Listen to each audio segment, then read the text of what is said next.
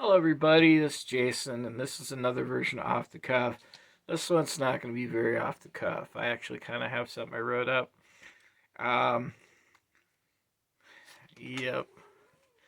But that doesn't mean the cat's not going to help me improvise a little bit. So, as early as the 70s, there's been a sentiment out there that said rock music is dead. Yet, from time to time, something fresh has come along to stoke the fire and breathe some new life into things, like Nirvana in the 90s, or maybe punk rock in the late 70s, or things like that. A recent article has taken this concept a step further. The article says that old music is killing new music, and the truth is that old music is making much more money than new music is right now. So what does that mean for those of us like myself who still tries to make new music? I mean, should I just give it all up and get that 80s hair metal band? I mean, around here, to be honest with you, it'd be easier to make more money if I did do that, if I was just a cover band and did AC/DC covers till the day I died. I'm sure I'd be much more popular than trying to slog my weird new music that people are, they don't know what to think about it.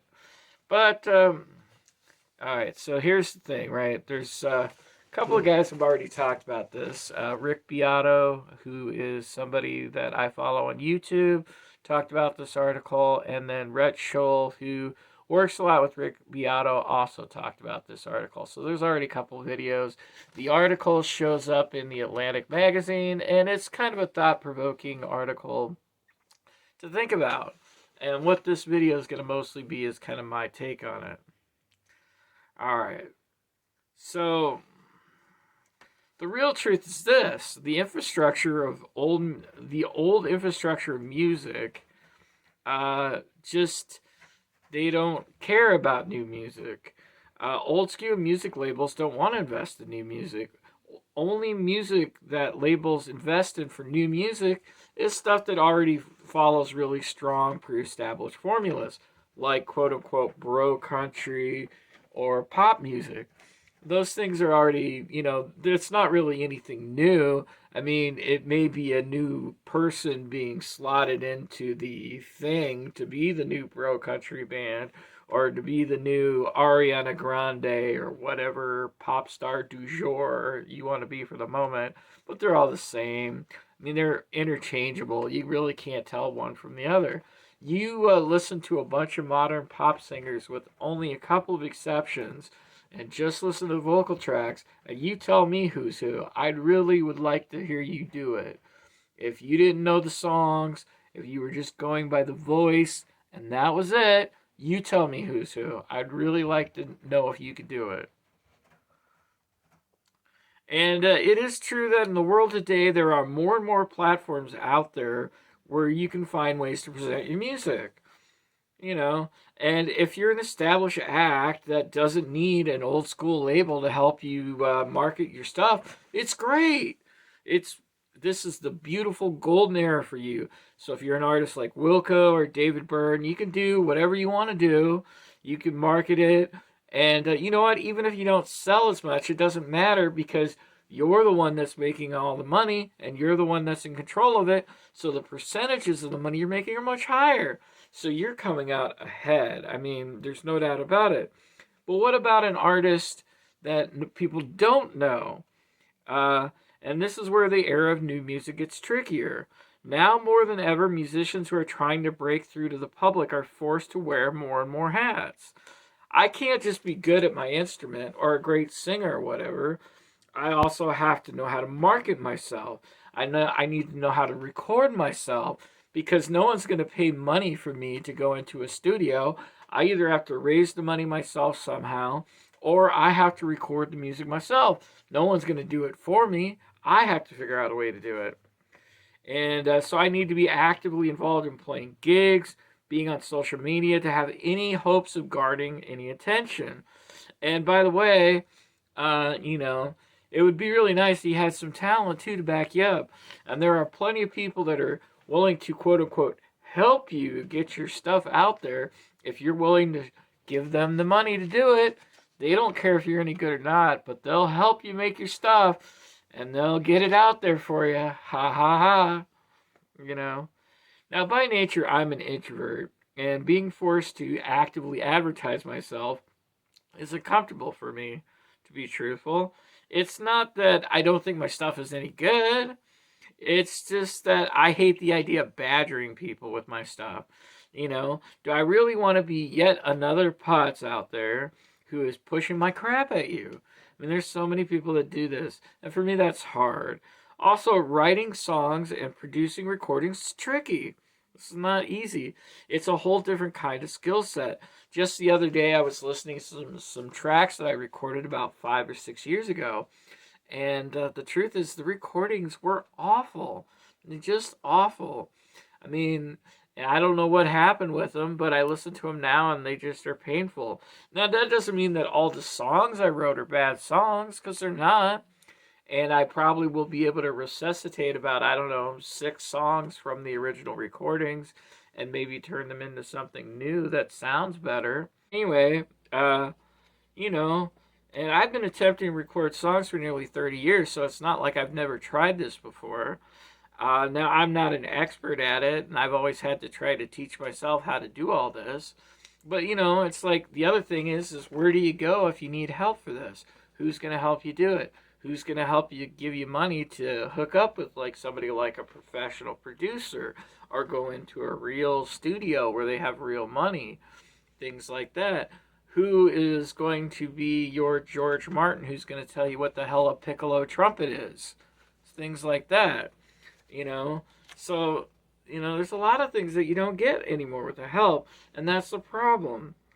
Where there used to be an infrastructure and investment to help artists do this, now the artists have to do it all themselves. The only time in the modern era where a label will come in and back an artist with promotion is if the audience has already kind of started to find their own audience.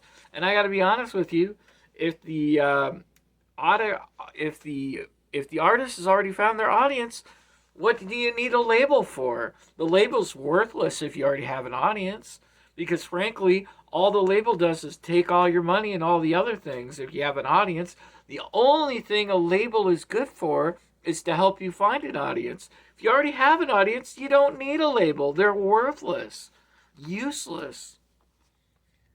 Now, there can be a few exceptions to this, like there are still some record companies out there that still help artists develop, like Matador Records. That's one of them. And there's another side to this too. It's not only you finding the audience, but it's the audience finding you. I love music, and I'm always actively searching for new artists and new things to listen to, but it's a lot of work. There's so much crap that you have to comb through to find anything. Not only that, but what used to be reliable sources of information, like like music journalism, for instance, or even the guy at the local record store. I know those guys don't hardly exist anymore, but you know what? You could go into a store and say, "Hey, dude, you know a band that I really like? I like these guys. Do you know anything about any bands that sound like these guys?" And the guy could go, "Sure. Have you ever heard of this band?" Doesn't exist anymore. And then I don't live in a large enough market where radio stations can help. YouTube, TikTok, and other social media platforms are great for helping you gather information if you've actually heard of something. But if you don't know it exists, it doesn't help you find it. And this helps point back to why old music is gaining popularity. Because the thing is old music is easy to learn about. You never heard of the Zombies? All you got to do is run a search on YouTube, and then within a couple of moments, you'll be listening to She's Not There, or, Time for the Season for the first time. That's easy to find. Anybody can find those things. It takes you like 3 seconds. It's way easier to find old music than it is to find new music. Now, are there still plenty of bands out there that are producing new music that's great? Sure. But they're harder to find than they ever were. And new bands have to do so much more themselves to be discovered. The good news is that if you do get discovered, you do have a lot more control over your own catalog. and you get a lot more of the money. You don't necessarily have to sell a billion albums. You can make a good career at a smaller scale because you're not getting bilked by the damn record companies all the time. That's the only positive thing about this modern era. But if you're trying to find an audience, or heaven help you, you need some help getting your music out there, or you need somebody to help you refine your skills, there's nobody that's going to help you anymore. There's nobody that's willing to spend any money to invest in somebody like you. You already pretty much have to have a product that's already pretty much done and ready to go, and already have an audience that's ready made before anybody's going to give you any money to do anything. And I just can't help but wonder what talent is withering away out there. And the sole reason is there's nobody to invest in new artists anymore. Do you want to be a rock star? Well, you better really, really want it, because you're going to have to struggle a long time, and you're going to have to do a lot of things yourself. You're going to have to learn how to be a video editor, a producer, a marketer. You're going to have to manage your own band. Everything that you would turn to somebody else to help you with, where somebody would invest in your band and help you do that, nobody does that anymore. So it's all up to you. And you just wonder how many bands that have a real legitimate talent but don't have that skill to do those kind of things just disappear off the face of the earth.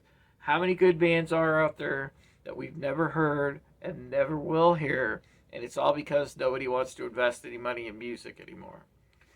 And that's the end of this little music video thing. I hope you guys enjoy it.